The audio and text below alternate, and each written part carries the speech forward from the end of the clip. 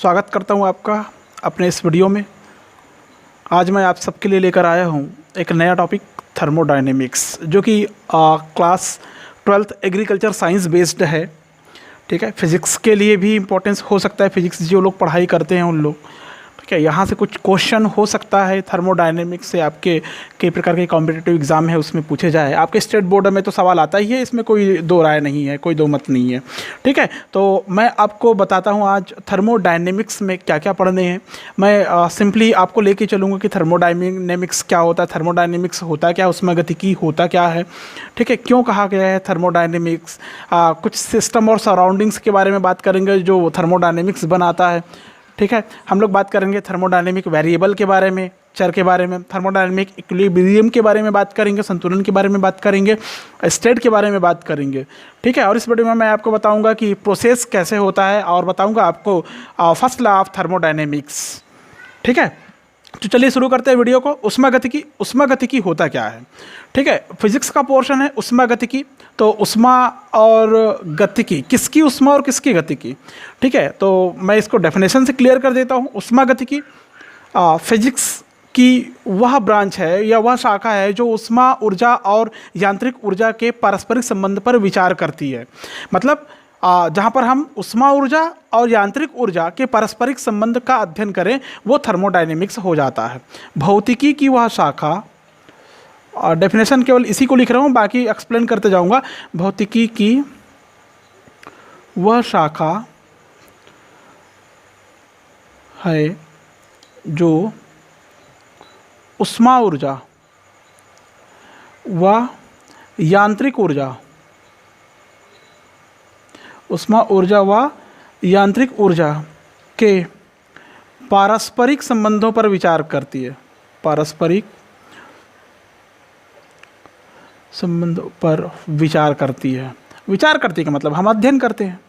ठीक है, ये होता है उष्मागतिकी। कहने का तात्पर्य ये है कि जब हम उष्मा ऊर्जा और यांत्रिक ऊर्जा का अध्ययन करें, एक साथ के संबंधों का अध्ययन करें, के पारस्परिक संबंधों पर हम विचार करें, तो वो हो जाता है थर्मोडायनेमिक्स हो जाता है। ठीक है, हम यहाँ पर कुछ कंटेंट ऐसा सुनते हैं और देखते हैं कि गैसों में प्रसार क्यों होता है। हम इसको ऐसा समझिए, हम ऐसे इस प्रकार से समझ सकते हैं, आप भी समझने की कोशिश करिए कि गैसों में प्रसार कैसे होता है, क्यों होता है गैसों में प्रसार। ठीक है, आपको पता है कि गैसों में प्रसार टेम्परेचर बढ़ने की वजह से होता है। मतलब आपको पता है कि जब किसी भी पदार्थ की टेम्परेचर को हम बढ़ाते जाते हैं तो टेम्परेचर बढ़ने के कारण, क्योंकि गैस की बात कर रहे हैं, गैसों में प्रसार की बात कर रहे हैं, तो टेम्परेचर बढ़ने के कारण उसके अणु दूर दूर होते जाते हैं, गतिज ऊर्जा बढ़ते जाती है, गतिज ऊर्जा बढ़ते जाती है, जिसके कारण गैसों में प्रसार होता है। अर्थात जब हम किसी पदार्थ को गर्म करते हैं तो उसकी अवस्था में परिवर्तन होता है। ठीक है, अगर बात करते हैं तापीय विकिरण की बात करते हैं, टेम्परेचर जिस विकिरण में है उस विकिरण की अगर बात करते हैं, ताप विद्युत प्रभाव की बात करते हैं हम लोग, तो ऐसे कई घटनाएं हैं जो उष्मागतिकी क्षेत्र के अंतर्गत आती है। इन केमिकल साइंस या केमिस्ट्री में भी हम लोग उष्मागतिकी से परिचित है। जैसे हम लोग थर्मोडायनेमिक इक्विलिब्रियम पढ़ते हैं, हम लोग उष्मागतिक संतुलन पढ़ते हैं। उष्मागतिक संतुलन में रासायनिक साम्य पढ़ते हैं हम लोग, रासायनिक साम्य पढ़ते हैं हम लोग। और विद्युत रसायन में भी हम लोग उष्मागतिकी के नियम पढ़ते हैं केमिस्ट्री में। अभियांत्रिकी के क्षेत्र में, इंजीनियरिंग के क्षेत्र में उष्मागतिकी का आप विस्तृत रूप में यूज़ देख सकते हैं, आप उसका एप्लीकेशंस देख सकते हैं आप लोग। ठीक है, तो आगे आते हैं, उष्मागतिकी कैसे बनता है, कौन बनाता है। तो उष्मागतिकी दो फैक्टर यहाँ पर बनाता है, एक होता है सिस्टम और दूसरा होता है सराउंडिंग्स। ठीक है, एक है सिस्टम, दूसरा है सराउंडिंग्स। सिस्टम को हिंदी में कहते हैं निकाय, सराउंडिंग्स को बोलते हैं प्रतिवेश। निकाय और प्रतिवेश क्या है, आपको पता है कि कई कण पूरी पृथ्वी में जो मिलकर बना हुआ है, अगर कोई वस्तु को लें तो वो कई कणों से मिलकर बना हुआ है। तो कई कणों से मिलकर बने हुए वस्तु को हम लोग प्रबंध कहते हैं, उस प्रबंध को निकाय कहते हैं। मतलब कई कणों या कई वस्तुओं से मिलकर बने हुए प्रबंध को निकाय कहेंगे। ठीक है ना, कई कण उसमें मिलकर बना हुआ है। जैसे हम लोग बात करते हैं निकाय की बात करते हैं, तो निकाय किसे कहेंगे। तो पेन, फॉर एग्जांपल पेन, एक ये पेन, ये जो पेन है ये अपने आप में एक सिस्टम है, निकाय है। ठीक है ना, क्यों? क्योंकि इसमें कई कण या कई वस्तुओं से मिलकर बना हुआ है, तो ये निकाय हो गया। क्लियर है? ठीक है। अब बात आती है सराउंडिंग्स किसे कहते हैं। मैं इसमें एग्जांपल दिया मैंने आपको पेन का। किसका एग्जांपल दिया? पेन का। ठीक है। अब सराउंडिंग्स किसे कहेंगे? इस सिस्टम के वह बाहरी पदार्थ जो सिस्टम पर इफेक्ट डाले, प्रभाव डाले, ठीक है, सराउंडिंग या प्रतिवेश कहलाता है। अब बोलेंगे कि पेन पर कौन कौन प्रभाव डालेगा? कई सारी चीज़ें प्रभाव डाल सकता है। टेम्परेचर अगर ज़्यादा हो गया तो अंदर की इंक सूख जाएगी, सूखेगा तो हम जब उसको चलाएंगे तो चलेगा नहीं। क्लियर है? हम किसी पत्थर से मार देंगे, पटक देंगे तो टूट जाएगा। टूट जाएगा कि नहीं टूटेगा? मतलब बाहरी पदार्थ जो निकाय पर अपना प्रभाव डालता है वो कहलाता है सराउंडिंग या प्रतिवेश कहलाता है। आप समझ गए होंगे मैं क्या कहना चाह रहा हूँ। ठीक है। तो इसमें कई एग्जाम्पल आते हैं। इसके एग्जाम्पल मैंने एक पेन बताया, और अदर एग्जाम्पल में हम लोग जाएँ आपके सिलेबस के बेस पे तो उसमें आपको मिलेगा, जैसे ऊपर से अगर कोई पत्थर का टुकड़ा गिर रहा है, पृथ्वी की ओर गिर रहा है, तो जो पत्थर का टुकड़ा है वो अपने आप में निकाय है। ठीक है ना? पत्थर का जो टुकड़ा है वो निकाय है। पत्थर का टुकड़ा क्या है? निकाय है। ठीक है। और किस पर आके गिरेगा? पत्थर का टुकड़ा ऊपर से नीचे गिर रहा है तो पृथ्वी की सतह से टकराएगी। किससे टकराएगी? पृथ्वी की सतह से टकराएगी। और ये जो पृथ्वी की सतह से टकराएगी, ये पृथ्वी की सतह होगी प्रतिवेश। ये क्या होगी? प्रतिवेश या सराउंडिंग होगा। पत्थर का टुकड़ा अपने आप में सिस्टम है, और पृथ्वी मतलब पृथ्वी अर्थात भूमि का हिस्सा जहाँ पर टकरा रही है वो उसके लिए सराउंडिंग है, प्रतिवेश के समान कार्य करेगा। ठीक है। दूसरा एग्जांपल आप लोग ले लें, जैसे आप लोग सिलेंडर देखे होंगे। सिलेंडर गैस तो सभी के घर में उपयोग की जाती है ना, वो तो देखे ही होंगे। ऑक्सीजन सिलेंडर भी आपने देखा होगा। तो वो बेलन ले लेते हैं, उस बेलन में मान लो गैस भरी हुई है। गैस भरी बेलन, ये जो गैस भरी बेलन है अपने आप में एक निकाय है, एक सिस्टम है। ठीक है। अब बोलते हैं गैस भरी निकाय जो सिस्टम है, जो बेलन है, ठीक है, उस सिस्टम या उस निकाय को कौन कौन प्रभावित करेगा? तो उसमें लगने वाला, उसमें जो स्विच लगा रहेगा, ठीक है, पिस्टन, वो क्या क्या प्रभावित करेगी उसको? ठीक है। गैस भरी बेलन अपने आप में एक सिस्टम है। अगर हम लोग ये कहें कि सराउंडिंग क्या होगा इसके लिए, तो उसमें जो पिस्टन लगा हुआ है, पिस्टन, स्विच, आप बोल सकते हैं रेगुलेटर, जैसे आपके घर की बात करूँ तो मैं रेगुलेटर उसमें लगा हुआ है, तो रेगुलेटर उसको प्रभावित करेगी। प्रभावित करेगी मतलब क्या है? ये सराउंडिंग है या प्रतिवेश है? क्या है? सराउंडिंग है या प्रतिवेश है। बुनसन ज्वाला, बुनसन ज्वाला मतलब वहाँ से एक पाइप निकली हुई है, जहाँ पर आप लाइटर लगाते हैं, जहाँ पर से आप जलाते हैं, तो वो हो गए बुनसन ज्वाला। वो भी सराउंडिंग है क्योंकि वो उस पर प्रभाव डालते हैं, तो ये हो गया प्रतिवेश। ठीक है। आप किसी भी सिस्टम को ले सकते हैं, किसी भी प्रकार का सिस्टम को ले सकते हैं। आप साइकिल में जो हवा भरी हुई है उस ट्यूब को ले सकते हैं, उस टायर और ट्यूब को ले सकते हैं। ठीक है। आप बोलेंगे उसको कौन प्रभावित करेगा? आपने देखे होंगे जब ज़्यादा टेम्परेचर हो जाता है तो कभी कभी वो अपने आप पंक्चर हो जाता है, मतलब जो जोड़ होता है ट्यूब का वो खुल जाता है। ठीक है। या कभी कोई कील गड़ गया, कभी कोई कांच का टुकड़ा गड़ गया, कभी कोई पत्थर का टुकड़ा गड़ जाता है, तो वहाँ से हवा बाहर निकल जाता है। मतलब वो बाहरी जो पत्थर का टुकड़ा है, कील है, जो उसको भेद कर हवा को बाहर निकालने में कहना चाहिए कि मददगार है। अब यहाँ पर मैं कहूँगा मददगार है, तो वो कहलाएगा, उसके लिए सराउंडिंग या प्रतिवेश कहलाएगा। क्लियर है? अब आगे आता है थर्मोडायनेमिक वेरिएबल। ठीक है। Next topic thermodynamic variable. Thermodynamic variable, ठीक है, उष्मागतिक चर बोलते हैं इसको। ठीक है। तो ऐसी राशियां, उष्मागतिक चर में ऐसी राशियां जिनकी सहायता से किसी उष्मागतिक निकाय की व्याख्या की जा सकती है। ठीक है ना? ऐसी राशियां जिसकी सहायता से किसी उष्मागतिक निकाय की व्याख्या की जाती है। निकाय मतलब सिस्टम की व्याख्या कर सकते हैं हम, उष्मागतिक चर कहलाएगा। ठीक है। तो ये कौन कौन से होता है? ये होता है वेरिएबल में जो चर है वो होता है प्रेशर, आयतन होता है, टेम्परेचर होता है, ठीक है, एंट्रोपी होती है। ठीक है। प्रेशर को P से दर्शाते हैं, वॉल्यूम को V से दर्शाते हैं, टेम्परेचर को T से दर्शाते हैं, एंट्रोपी को S से दर्शाते हैं। ठीक है। क्लियर है?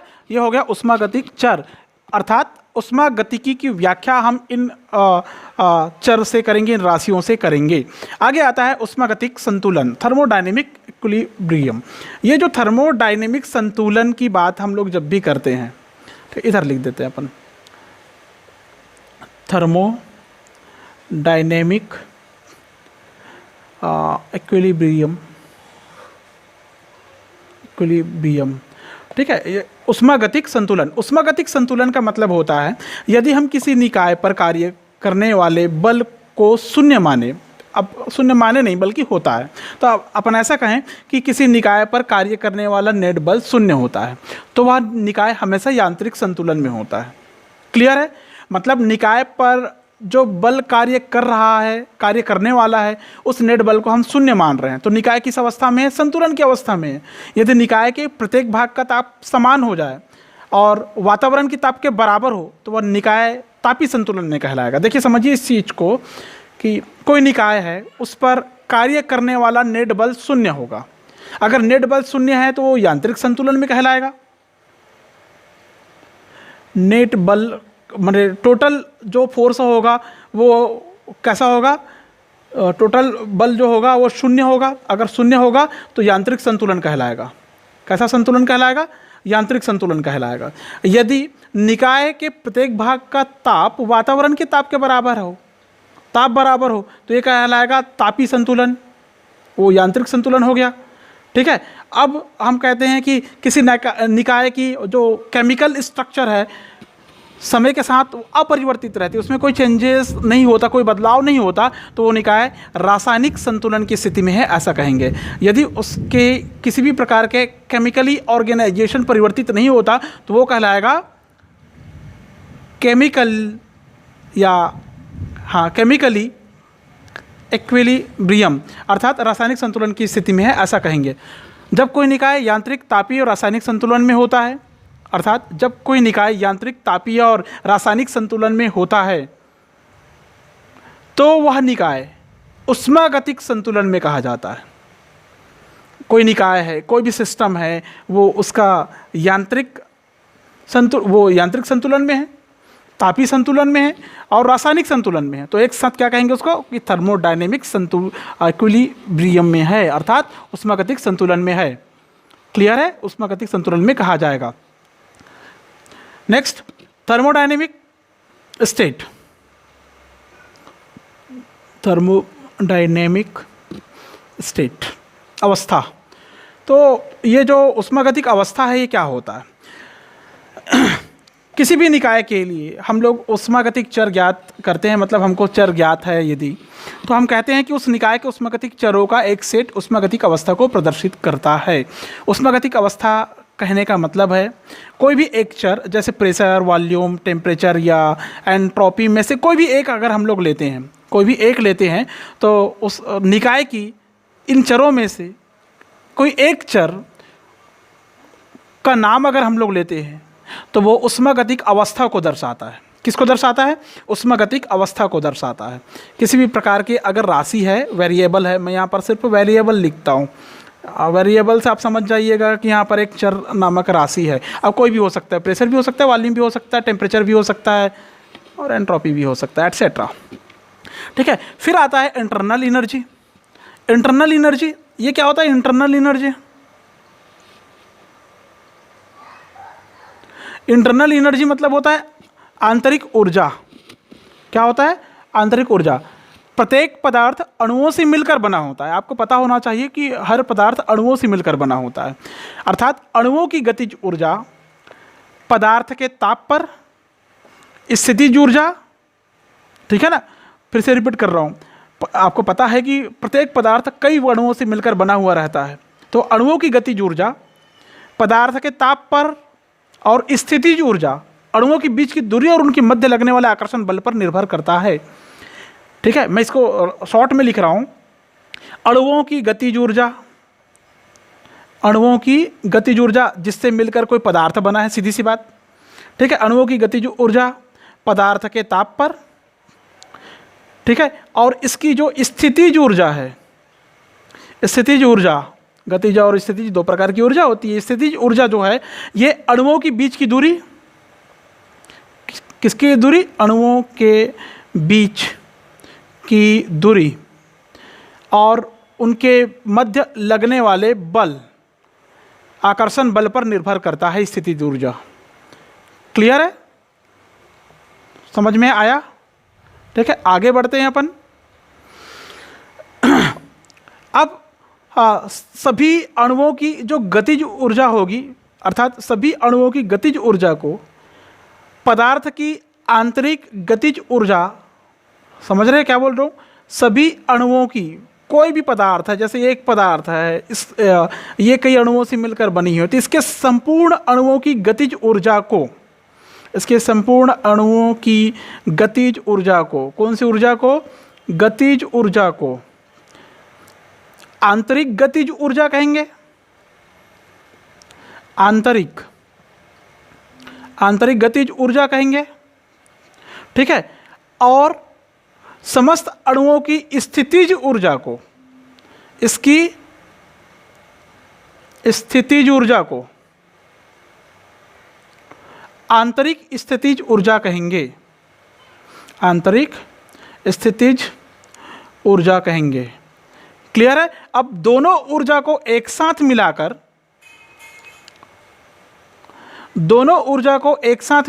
दोनों को हम अगर मिला दें, तो इन सबको एक साथ मिला दें तो ये हो जाता है इंटरनल एनर्जी, हो जाता है आंतरिक ऊर्जा हो जाता है। क्लियर है? अब हमें पता होना चाहिए कि किसी भी पदार्थ का यदि वो आदर्श गैस के मध्य में रखा है, तो हम कहेंगे कि आदर्श गैसों के अणुओं के बीच कोई आणविक आकर्षण बल कार्य नहीं करता, है ना। आदर्श गैस के अणुओं के बीच कोई आणविक आकर्षण बल कार्य नहीं करता, अतः आदर्श गैस की स्थितिज ऊर्जा हमेशा शून्य होती है। ये याद रखोगे, आदर्श गैस की स्थितिज ऊर्जा हमेशा क्या होती है? शून्य होती है, जीरो होती है। ठीक है, कारण क्या है? क्योंकि आदर्श गैस के अणुओं के बीच में कोई आणविक आकर्षण बल कार्य नहीं करता, इसलिए। ठीक है, अर्थात हम कह सकते हैं कि आदर्श गैस की आंतरिक ऊर्जा पूर्णतः उसकी गतिज ऊर्जा होती है। मतलब आदर्श गैस की जो आंतरिक ऊर्जा है वही उसकी गतिज ऊर्जा कहलाएगी। क्लियर है? अब आता है थर्मोडायनेमिक प्रोसेस। प्रोसेस का मतलब होता है प्रक्रम। थर्मोडायनेमिक्स प्रक्रम में जितने भी प्रकार के वेरिएबल पढ़े हैं, दाब, आयतन, ताप और एंट्रोपी, अगर किसी भी कोई दो राशि बदलती है यहाँ पर, तो तीसरे जरूर प्रभावित होगा। ये याद रखोगे। दो स्वतंत्र चर को बदलकर आप निकाय को एक अवस्था से दूसरे अवस्था में ले जा सकते हैं। उस ले जाने की प्रक्रिया को ऊष्मागतिक प्रक्रम कहते हैं। मतलब किसी भी चर को आप कोई निकाय है, निकाय में मान लो 3 चर हम बताते हैं कि दाब इतना है, वॉल्यूम इतना है, टेम्परेचर इतना है, इतने टेम्परेचर में। तो किसी भी 2 चर को अगर हम लोग बदलते हैं, तो 2 चर को बदल दें तो वो दूसरी अवस्था में पहुंच जाएगा निकाय, और जो दूसरी अवस्था में पहुंचेगा उस प्रक्रिया को ही ऊष्मागतिक प्रक्रम कहते हैं, थर्मोडायनेमिक प्रोसेस कहते हैं। क्लियर है? ऊष्मागतिक प्रक्रम कई प्रकार के हो सकते हैं, समतापी, रुद्धोष्म, चक्रीय, समदाबी, समायतनिक। मैं इसके बारे में फिर से न्यू वीडियो बनाऊंगा। इस वीडियो में तो पॉसिबल नहीं है बनाना। ठीक है, साइक्लिक, चक्री मैंने कहा, आइसोथर्मल कहा, समतापी, एडियाबैटिक प्रोसेस अर्थात रुद्धोष्म प्रक्रम, और लास्ट में मैं बताऊंगा कैसे एनर्जी चेंज होती है उसको। ठीक है, तो वो सारे चीज़ें प्रक्रम के अंतर्गत आपको मिलेगा। ठीक है, निकाय के द्वारा किए गए कार्य, चूँकि ऊष्मागतिकी प्रक्रम में चिन्ह परंपरा प्रचलित है। क्या परंपरा प्रचलित है? चिन्ह परंपरा। मतलब इसमें भी चिन्ह लगता है, जैसा लेंस वेंस वाले आप लोग देखे होंगे ना, उसमें चिन्ह लगता है ना, माइनस और प्लस, तो इसमें भी लगता है। निकाय द्वारा किया गया कार्य हमेशा धनात्मक होता है। मैं यहाँ पर लिख देता हूँ, निकाय द्वारा किया गया कार्य, समझिए इसको, निकाय द्वारा किया गया कार्य हमेशा धनात्मक होगा।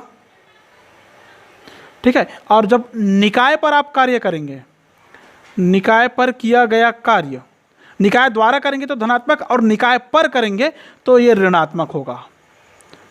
ठीक है, ये पूछा जा सकता है आपके कॉम्पिटिटिव एग्जाम वगैरह में, स्टेट बोर्ड में छोटे क्वेश्चन के रूप में। ठीक है, इसके बाद आता है आपके इस चैप्टर का सबसे मेन टॉपिक, और वो है फर्स्ट लॉ ऑफ थर्मोडायनेमिक्स। ठीक है, ये बता रहा हूँ मैं आपको। First law of thermodynamic. देखो, फर्स्ट लॉ ऑफ थर्मोडायनेमिक क्या होता है? जूल के अनुसार, ये जो होता है ना परिभाषा इसका, तो अकॉर्डिंग टू जूल एक साइंटिस्ट था। ठीक है, जूल के अनुसार ऊष्मागतिकी का प्रथम नियम होता है W equal to J H, J for joule और एच फॉर आवर अर्थात घंटा। ठीक है, मैंने W मतलब हो गया कार्य, जूल मतलब ऊर्जा, और ये घंटा मतलब कितने घंटे में कितनी ऊर्जा खपत हुई उसके कार्य को दर्शाएगा, ये हो गया इसका मतलब। तो परंतु निकाय को दी गई ऊष्मा पूर्ण रूप से कार्य में परिवर्तित नहीं हो सकती। हम जानते हैं, हम किसी भी प्रकार के सिस्टम को यदि ऊर्जा देती हैं तो उतनी ऊर्जा पूरे कार्य में परिवर्तित हो जाए, ये पॉसिबल नहीं है, संभव नहीं है। आप भी जानते हैं, रोज़ गैस चलाते होंगे, ज़रूरी नहीं कि सारा गैस से निकला हुआ टेम्परेचर या ताप आप जो रखे हैं बनाने के लिए उसमें तुरंत बन जाता होगा, नहीं बनता, समय लगता। समय लगता है कि मतलब खपत होती है, उसका कुछ भाग आंतरिक ऊर्जा बढ़ाने में व्यय हो जाता है। ठीक है, क्लॉसियस के अनुसार कुछ भाग आंतरिक ऊर्जा को बढ़ाने में व्यय होता है, उसका कुछ भाग किसको, निकाय की आंतरिक ऊर्जा को बढ़ाने में व्यक्त हो जाता है, खत्म हो जाता है, व्यय हो गया, खपत होगी उसकी। मतलब ये साबित होता है कि जितनी ऊर्जा हम निकाय को देते हैं उतने में से पूरा कार्य में परिवर्तित कभी नहीं हो पाती। ठीक है, क्योंकि उसको चालू करने में समय लग जाता है ना भाई, चालू करने में मतलब उसकी ऊर्जा को बढ़ाने में व्यय हो जाता है, खपत हो जाता है। इसलिए क्लॉसियस के अनुसार, एक साइंटिस्ट है क्लॉसियस, ठीक है, इसके अनुसार ऊष्मागतिकी का प्रथम नियम बताया जाता है। और क्लॉसियस के अनुसार ऊष्मागतिकी का जो प्रथम नियम होता है वो होता है del Q equal to del U plus del W. ठीक है, ये होता है ऊष्मागतिकी का प्रथम नियम। ठीक है, जहाँ पर डेल क्यू इक्वल टू होगा निकाय को दी गई ऊष्मा, निकाय को दी गई ऊष्मा। ठीक है, डेल यू बराबर होगा निकाय के आंतरिक ऊर्जा में वृद्धि, आंतरिक ऊर्जा में वृद्धि, जाहिर सी बात है आप ऊर्जा दे रहे हैं तो थोड़ी वृद्धि होगी। ठीक है, और डेल W इक्वल टू होता है निकाय द्वारा किया गया कार्य। ठीक है, तो आप इसे समझ सकते हैं, इस इक्वेशन या समीकरण के बेस पे ऊष्मागतिकी का इसको हम लोग प्रथम नियम का गणितीय रूप कहते हैं। ऊष्मागतिकी के प्रथम नियम का ये गणितीय रूप है। ठीक है, अब इसको शब्दों में हम इस प्रकार से परिभाषित कर सकते हैं, जब किसी ऐसे निकाय को जो बाह्य कार्य करने में समर्थ हो, मतलब कोई सिस्टम है, कोई तंत्र है, वो कार्य कर सकती है, हम जानते हैं वो कार्य करेगी। यदि हम ऊष्मा देते हैं डेल क्यू, यदि ऊष्मा दी जाती है तो उस निकाय के द्वारा अवशोषित ऊष्मा मतलब आंतरिक ऊर्जा में वृद्धि हुई। ठीक है ना, निकाय द्वारा अवशोषित ऊष्मा उसके द्वारा किए गए कुल बाह्य कार्य के और उसकी आंतरिक ऊर्जा में वृद्धि के योग के बराबर होती है। जाहिर सी बात है, जब आपने ऊष्मा दिया, उसने एक्सेप्ट करेगा, उसकी आंतरिक ऊर्जा में वृद्धि होगी। ठीक है ना, क्या होगा, आंतरिक ऊर्जा में वृद्धि होगी, अवशोषित करेगी निकाय और उसकी आंतरिक ऊर्जा में वृद्धि होगी। तो कितना आंतरिक ऊर्जा में वृद्धि हुई और कितना वो कार्य करता है, बाह्य कार्य करने में सक्षम है, दोनों के योग को हम लोग कहते हैं, क्या कहेंगे इसको, निकाय को दी गई ऊष्मा के बराबर होता है, निकाय को दी गई ऊर्जा के बराबर होता है। ठीक है, समझ में आया समीकरण। ये जो समीकरण है इसको ऊष्मागतिकी के प्रथम नियम का गणितीय रूप कहते हैं। ठीक है, यहाँ पर जो मात्रक है डेल क्यू, डेल यू और डेल डब्ल्यू का, वो एक ही मात्रक में मापे गए हैं, ध्यान रखना चाहिए आपको। ठीक है, मैंने पहले बताया यदि निकाय द्वारा ऊष्मा ली जाती है तो डेल क्यू धनात्मक होगा, निकाय द्वारा ऊष्मा अगर ली जाती है तो डेल क्यू धनात्मक होगा, निकाय द्वारा ऊष्मा अगर दी जाती है तो डेल क्यू ऋणात्मक होगा। फिर से रिपीट कर रहा हूँ, रिपीट, निकाय द्वारा ऊष्मा ली जाती है तो डेल क्यू धनात्मक होगा, निकाय द्वारा ऊष्मा अगर दी जाती है तो डेल क्यू ऋणात्मक होगा। ठीक है, समझ गए।